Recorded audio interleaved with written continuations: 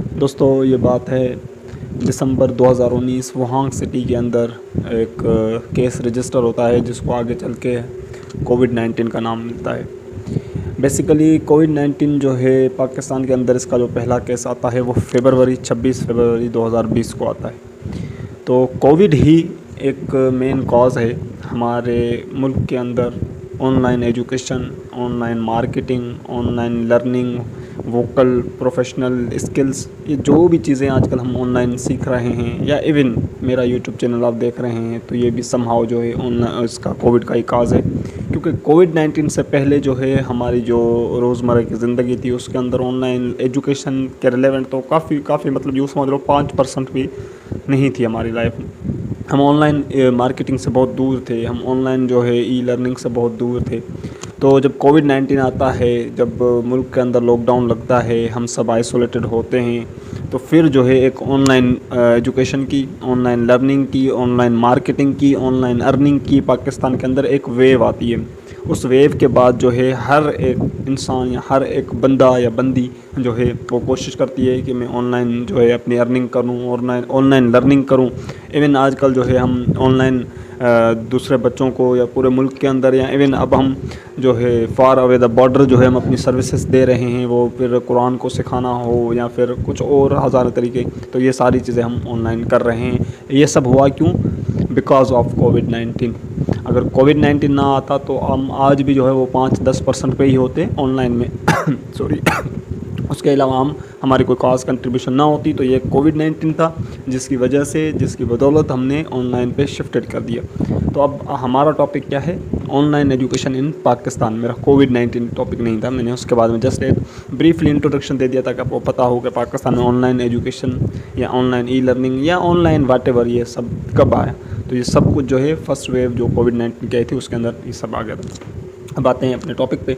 तो मेरा टॉपिक है ऑनलाइन एजुकेशन इन पाकिस्तान। इसका प्रोज एंड कॉन्स हैं वो मुझे बताने हैं। तो हम सबसे पहले मैंने इसका बैकग्राउंड बता दिया कि भाई ऑनलाइन आए क्यों पाकिस्तान में और कब से आया। अब हम देखते हैं कि इसके फ़ायदे क्या हैं। देखिए, हम ऑनलाइन एजुकेशन में जब हम पढ़ते हैं, मैंने खुद यूनिवर्सिटी में जब मेरा थर्ड या फोर्थ सेमेस्टर था तो हमने ऑनलाइन वो सेमेस्टर के एग्ज़ाम भी दिए और जो है ऑनलाइन हमने उसको स्टडी भी किया। तो ऑनलाइन का एक तो सबसे बड़ा फ़ायदा ये है कि आपकी टाइम की बचत होती है। क्योंकि ऑनलाइन में ये होता है कि भाई अगर आपका टीचर मौजूद है तो आपकी क्लास स्टार्ट हो गई। और जब हम फिज़िकली जाते हैं तो हम वेट करते रहते हैं, सुबह 8 बजे चले गए, टीचर आता है 11 बजे। यूनिवर्सिटियों के अंदर ये हालत है, तो कॉलेज स्कूल की तो और भी मतलब इससे कम ही होगी। तो ये एक तो हमारा टाइम बच जाता है ऑनलाइन एजुकेशन में, टीचर आता है पढ़ाता है। और दूसरी बात ये है कि जो टीचर पढ़ा रहा है वो सीरियस होकर पढ़ाता है ऑनलाइन, क्योंकि उसको पता है मेरी ये सारी चीज़ें रिकॉर्ड हो रही है। कल जो है मेरा हेड मास्टर देख सकता है, मेरा प्रिंसिपल देख सकता है, मेरा डायरेक्टर देख सकता है, या ये इन बच्चों में से कोई बच्चा रिकॉर्ड करके आगे पीछे कर देगा, मेरी ड्यूटी का इशू है। तो वो सीरियस होके पढ़ाता है जो अच्छा पढ़ाता है उसके बाद तीसरा फ़ायदा अगर हम ऑनलाइन एजुकेशन का देखें तो ऑनलाइन जो एजुकेशन होती है वो सब के लिए इक्वल होती है। इसमें ये नहीं होता है कि भाई ये बच्चा ख़ास है तो इसको ख़ास तरह से पढ़ाया जाए, नहीं, ये सब के लिए ख़ास और ये सब के लिए एक जैसी होती है। सब बच्चे जो हैं आते हैं, पढ़ते हैं ऑनलाइन एजुकेशन में। और ऑनलाइन एजुकेशन के अंदर जो है हमारी एक तो प्रैक्टिस अच्छी हो जाती है, क्योंकि ऑनलाइन जब हम पढ़ रहे होते हैं उसके बाद हम उसी चीज़ को फिर ऑनलाइन ही यूट्यूब पे देख रहे होते हैं, उस पर सर्च कर रहे होते हैं, या उस पर असाइनमेंट वगैरह जो बनानी होती है वो भी हम ऑनलाइन यूट्यूब से या गूगल से हेल्प लेके हम वो चीज़ को करते हैं। जब हम इन प्लेटफॉर्म को यूज़ करते हैं तो हमारी जो है एक रिसर्च भी अच्छी होती है, और हमारी जो है एक जो उस टॉपिक या जो उस पॉइंट के बारे में हमारी जो थॉट होती है वो हमारी ब्रॉड वे पे आ जाती है। क्योंकि जब हम उसको गूगल पे देखते हैं, यूट्यूब पे देखते हैं तो हमारी तो वो भी ब्रॉड हो जाती है। तो ये भी ऑनलाइन का फ़ायदा है ऑनलाइन एजुकेशन का।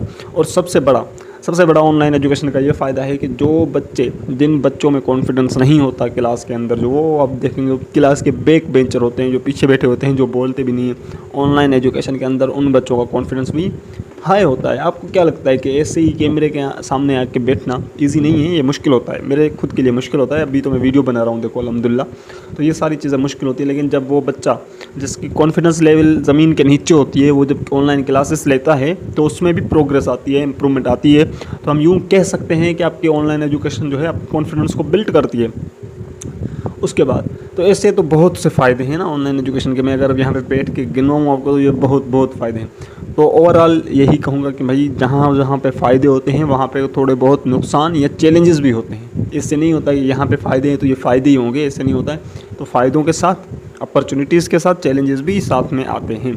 अब ऑनलाइन एजुकेशन इतना अच्छा है, मैंने आपको इतनी मिसालें दे दी, इतना बताया, तो अब हम उसके चैलेंजेस को भी एक नज़र देख लेते हैं। जी, तो ऑनलाइन के जो चैलेंजेस हैं वो ये है कि ये ऑनलाइन एजुकेशन या ऑनलाइन जो हम पढ़ाते हैं या जो हम पढ़ते हैं, ये हर बच्चा अफोर्डेबल नहीं होता। क्योंकि जब आप ऑनलाइन पढ़ते हैं या पढ़ाते हैं तो आपको एक पैकेज चाहिए, एक मोबाइल चाहिए। मोबाइल भी ऐसा हो जिसमें वो एप्लीकेशन, वो जूम एप्लीकेशन हो, गूगल क्लासेस की एप्लीकेशन हो, या ही कोई अलग एप्लीकेशन हो, स्काइप वगैरह। तो आपको उसके लिए एक पैकेज चाहिए और मोबाइल ऐसा चाहिए जो इनको चला सके, इन एप्लीकेशन को चला सके।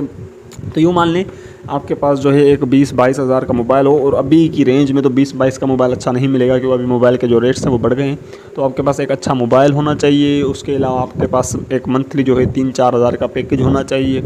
ये चीज़ें होती हैं ऑनलाइन एजुकेशन को हम जब पढ़ते हैं। लेकिन अब ये सारी चीज़ें एक जो है मिडिल क्लास बच्चे के लिए अफोर्डेबल नहीं होती। हम जब यूनिवर्सिटी में आते हैं तो हम वहाँ पे जो फ़ीस देते हैं वो भी हमें पता होता है हम कैसे देते हैं। उसके बाद हम जब आते हैं तो वहाँ हम गवर्नमेंट के हॉस्टल्स में, यूनिवर्सिटीज़ के हॉस्टल्स में रहते हैं। हॉस्टल्स में रहते हैं, वहाँ पे जो 70 रुपीज़ की, 60 रुपीज़ की जो खाना मिलता है हम वो खाते हैं। तो हम वो भी मुश्किलों से, अब जब ऑनलाइन पे हमने जब शिफ्ट किया था, मुझे याद है हमारा 3rd सेमेस्टर चल रहा था, तो हमारी बैच में समझो बहुत ही कम बच्चे थे जो इस ऑनलाइन एजुकेशन सिस्टम के पार्ट बने थे या जिन्होंने पार्टिसिपेंट किया था। काफ़ी बच्चे, मतलब यूँ कह लें मेजॉरिटी नहीं थी। क्यों नहीं थी? क्योंकि हमारे सारे बच्चे जो थे यूनिवर्सिटी के अंदर जो हैं या जो उस टाइम पे थे, वो या तो थर की साइड से थे या तो उमरकोट की साइड से थे। वो गरीब बच्चे हैं, तो गरीब ख़ानदानों से होते हैं, गरीब फैमिलीज़ से होते हैं, वो अफोर्डेबल नहीं होते हैं। तो उनके लिए ये चीज़, ये एक चैलेंज था, ये उनके लिए एक बहुत बड़ा चैलेंज था। जहाँ पे ये एक अपॉर्चुनिटी थी एक बच्चे के लिए, दूसरे बच्चे के लिए ये सबसे बड़ा चैलेंज बन गया था।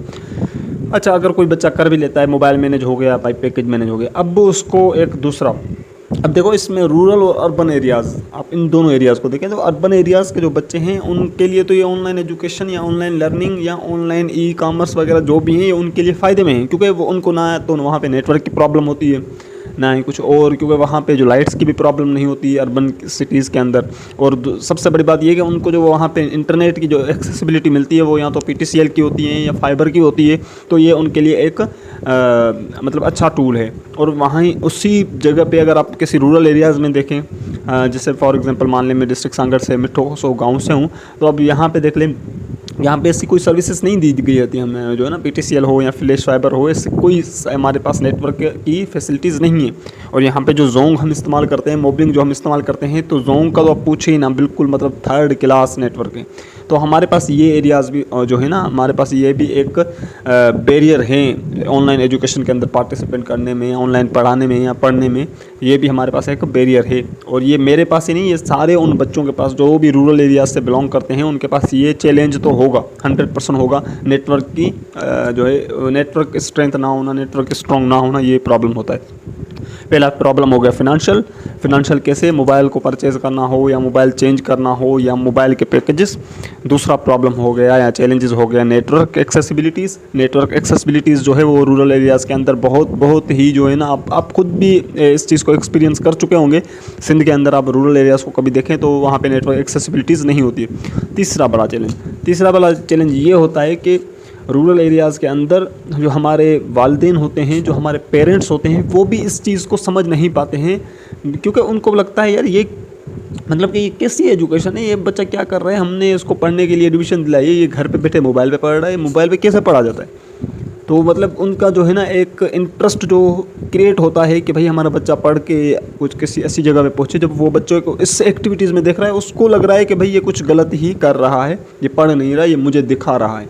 क्योंकि जो है ना एजुकेशन या एजुकेटेड होना एक बहुत बड़ी बात होती है।